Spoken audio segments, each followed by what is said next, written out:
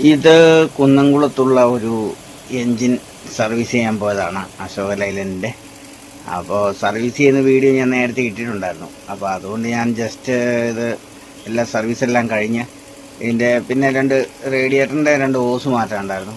അപ്പോൾ അങ്ങനെ അതുമൊക്കെ മാറ്റി പിന്നെ സ്റ്റാർട്ട് ചെയ്ത് റൺ ചെയ്ത് മൊത്തത്തിലൊന്ന് ചെക്കപ്പ് ചെയ്ത്.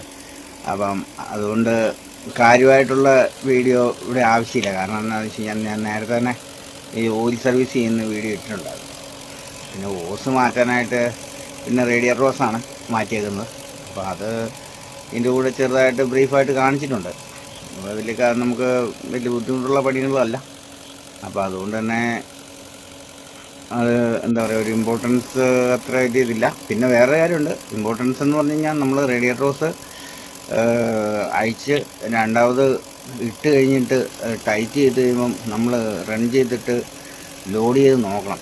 ജനറേറ്റർ ലോഡ് ചെയ്ത് പൈപ്പൊക്കെ ലീക്കുണ്ടോ നോക്കണം.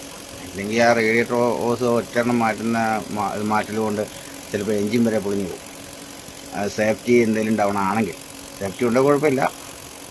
പക്ഷേ സേഫ്റ്റി എന്നൊരു കാര്യം നമുക്ക് പൂർണ്ണമായിട്ട് നമുക്ക് എന്തെങ്കിലും തട്ടുകേടുണ്ടായാലേ അപ്പോൾ അത് പറയാൻ പറ്റില്ല. അപ്പോൾ അത് ശ്രദ്ധിക്കേണ്ട ഒരു കാര്യമാണ്.